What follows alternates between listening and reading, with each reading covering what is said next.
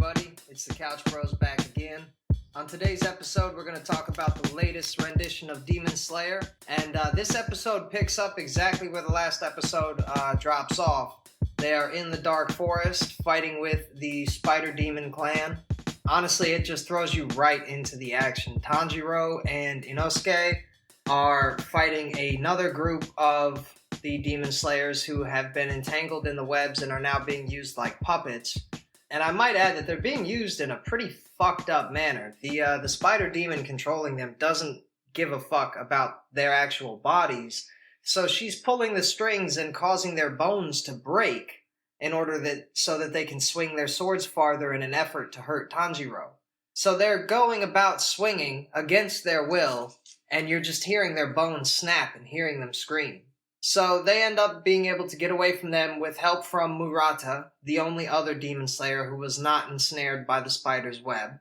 And they end up encountering another group of Demon Slayers, these ones who have already been completely mangled by the Spider Demon's webs. One of them, in fact, starts begging Tanjiro to kill him because his broken bones are all penetrating his internal organs, and every time he moves, the pain is too intense to bear. Tanjiro, of course, true to his character, finds a way to incapacitate them without killing them, which then causes the female spider demon to give up all hope in the human dolls, as she calls them, and snap their necks. This was a real gut check moment, at least for me in the anime, because most shonen animes, the protagonist figures out a way around it, and it works out. Literally, as soon as the spider demon realized she could no longer move her human dolls, she snapped their necks like it was nothing and sent a different one after them. That was absolutely ridiculous in my opinion. They go on to fight another one. This doll is a demon without a head, and Inosuke and Tanjiro have wonderful teamwork. There's actually a really good bond that is starting to form between those two, and it ends off with Tanjiro finally locating the female spider demon who had been controlling all of the entrapped demon slayers, and right before he goes to cut her head off as he's coming down from his jump, he notices that she puts her hands out and her palms up in a sort of surrender, and he changes the form that he is using from form 1 to, I believe it was like form 7 or form 5. It was the fifth form. 5. It was fifth form. And it's like something about gentle rain. And so while he does still cut her head off and kill her, he does it in a manner that causes her no pain. And it's amazing because it's a wonderful testament to Tanjiro's character. He was ready to slay her with no hesitation, but once he realized that she had given up and she actually wanted to die, he let her die without pain. And I just think he's just a deep fucking character, man. I really like him. What about you, Dom? Yeah, I think you hit the nail around the head. I think all these characters are showing like a good amount of depth, especially since we're not that far into the series at all. Back to that one moment when they were kind of like with the rest of the Demon Slayers, and at the end of the last episode before this one, you kind of realize that there's like a hierarchy to the actual Demon Slayers. They don't really hint to it too much, but yeah, I guess whoever's in charge must have totally like fucked this whole mission up, because I mean you got like 10, 15 dead Demon Slayers. And apparently, if you only get 4 or 5 that actually make it out of that initial force for the training at a time, they have you very valuable. Also, kind of surprised at how weak the other Demon Slayers kind of were, or it just kind of puts into perspective that maybe our main characters, Tanjiro, Inosuke, and then Zenitsu, are just really, really strong. And it has me really, really excited as far as like the pillars, right? Because if they're sending the next group Demon Slayers or whoever's on the next level of Demon Slayers, I think they're called the pillars. What the hell can they do? Like if they're, if we're here following like the junior league, what are the seniors like? What are the OGs like in this particular series? If she was the weakest of the Spider Demon clan, I mean, and they barely got a fix on her. Like, what else is going on? What else is lurking inside this force? Yes, I'm super excited. Great episode.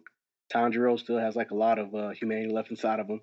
He's just a really all around good kid, and I think it's rubbing off on Inosuke. The one major problem I had with this episode was it let us see exactly how useless the bottom tier of Demon Slayers are. And the reason this is a problem for me is because Zenitsu, Inosuke, and Tanjiro, all three of them in their own way, are raw as fuck. Granted, they're all a bit inexperienced, and they deserve to be on the first level, but they make it seem, from watching the first 12 episodes of the show, I'm under the impression that even the low-tier Demon Slayers are fucking badasses, because that final selection was no fucking joke. So I'm assuming if you made it through that, you're at least kind of not a pussy. You have some sort of technique that you can go to that can save your ass in a pinch. Meanwhile, 10 of these motherfuckers who are supposed to be as good as Tanjiro just got bodied by the weakest demon in this clan.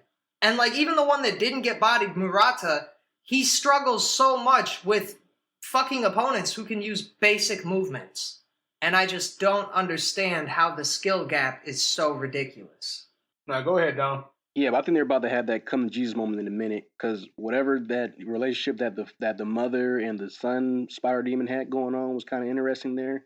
Because the son looked like he was a straight up fucking killer, and the mom looked like she was scared as fuck of the son, and then also the father as well. So I'm not even sure who's the strongest of that little trio right there. But whoever's the strongest, I have a feeling like they were way stronger than she was. And then there's also, remember before she died, when her head was getting cut off, she said that one of the number demons was inside the forest too. So I think we're really about to get to one of those moments to where, they're about to get that good old reality check. Like, yeah, y'all struggle with like this lower level demon, but now y'all finna get like one of these real dudes, that's about to come and fuck everything up, and hopefully have like one of the pillars like come in and save the day. And then we can see how raw these dudes are. But, if this is, standard anime type stuff, which it might be, it might not be, I have no idea. Because, I mean, this series has done a very good job at subverting your expectations. The 12 demons, they're probably going to be some pretty damn tough, bad characters. And then the pillars are probably going to, struggle too. So we'll see. But I like it. Dom, that didn't answer Nick's question or have anything to do with Nick. You just had to get that out there. I feel you, dog. You just had to get on the tangent about the demons. No, but I do agree with what Dom said. I do think that the skill gap between the upper tier demon slayers and the lower tier demon slayers will be addressed, but I'm more concerned with the skill gap between the lower tier demon slayers. Tanjiro can run through demons with broken bones, fucked up leg, no idea what's going on. Zenitsu can do it passed out, and Inosuke, he's just a fighting machine. He's not the smartest guy. His fucking techniques aren't the strongest, but he is just so flexible and so fucking enduring that it's ridiculous. Meanwhile, these fucking noobs are just getting bodied left and right. Tanjiro and them figured out the fucking spiderwebs in like 2 seconds. Mm-hmm. And that's my biggest problem with anime and a whole. Like, no matter how good the storytelling is, no matter how good the fight scenes are, when you want to extenuate fight scenes and when you want to extenuate certain characters, you have to have a level of consistency. There's no reason why Zenitsu, Inosuke, and Tanjiro should be that much stronger than the contemporaries. They're both in the same level. You know what I'm saying? Like, they're not at the top of the level of the Demon Slayer hierarchy. So how are these three that much stronger than the contemporaries? Like, these dudes look like they just got into a fight with their first demon. Like, you know what I'm saying? Like, there has to be levels to this shit. They, like, honestly, bro, like, it's like, bro, what the fuck? Like, this can't, y'all acting like this is your first rodeo. You know what I'm saying? Like, you can't let Tanjiro find the demon, slice the demon all in the same episode, in a 2-episode span, and just make him seem like the people that he's supposed to be on the same level with were fighting for weeks and couldn't do shit about it. It doesn't make any sense. I mean, that's power scaling it as a whole, and it's just something that I don't understand why it can't be fixed. That's the thing about anime, bro. They have a tendency to make sure that the main characters tend to stand out. And it doesn't make much sense. Like, obviously, like, they sent 10 Demon Slayers to hunt these niggas down, bro. And Tanjiro and crew are already slaying some of the most powerful demons. And that's another point. You sent 10, but you know you have Inosuke, Zenitsu, and Tanjiro. You have them to get the job done. So that means you don't even give a fuck about your own troops. You're just like, whatever. Bruh, Tanjiro and them just happen to be on that side of town, dog. That's the only reason why they got a crow sent their way, bro. Right, exactly. Like, that's just bad leadership in a way. That does raise a good point. The Demon Slayer Corps might not be as benevolent as we are led to believe in the beginning. As of now, just like Herbie said, they don't seem to have any concern for the lower ranks' well-being, and they seem to just treat problems by throwing men at it, which, I mean, I don't know about the history of this anime, but in other animes, that just hasn't worked. Well, I will say this. The cold, calculated dealing of Demon Slayer organizations aside, there's one thing about this series that I gotta give it credit for that even a lot of other shonen anime don't do.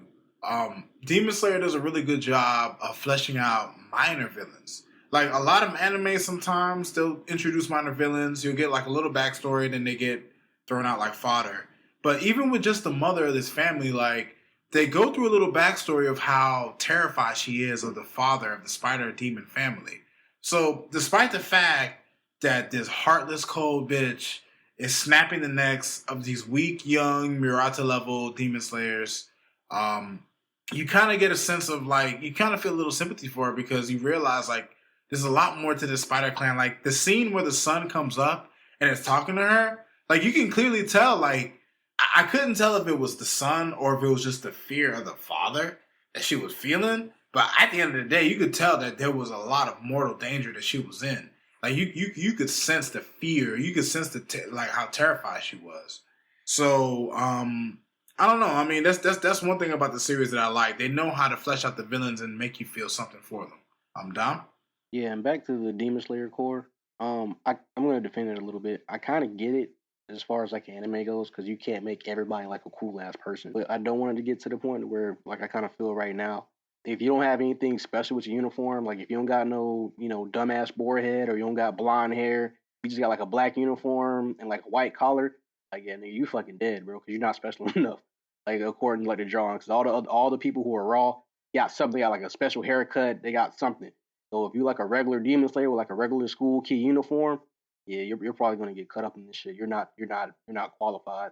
And I don't want to overthink it because I'm like, man, Tanjiro had so many issues just getting out of that initial forest full of demons. I'm like, how the hell these kids got the demons out of that forest in the first place? But hey, let's not overthink it. Still a very good episode, very very entertained, very drawn to the minor characters, and just knowing that I have 12 more of these characters, and that's just one of the under ones, is just really exciting. Besides Michael Jackson Demon. I actually happen to like Michael Jackson Demon Guy because Thriller Michael Jackson is my favorite Michael Jackson. But back to Rodney's point about the fleshing out of the minor villains. This show is amazing at it, and it not only does it flesh them out, it actually makes you feel sorry for them. Now, I just got gut checked watching this bitch snap a bunch of children's necks. But by the time her head got cut off, I felt kind of bad for her. And to Rodney's other point, I think she's more scared of the father because when they were having that exchange, the son and the mother, she keeps saying, "I'll protect you, I'll protect you." So I'm wondering if the spider children are just fucking pussies and the dad is like just some horrible monster motherfucker. He might be, I think you guys mentioned that he's one of the numbered demons.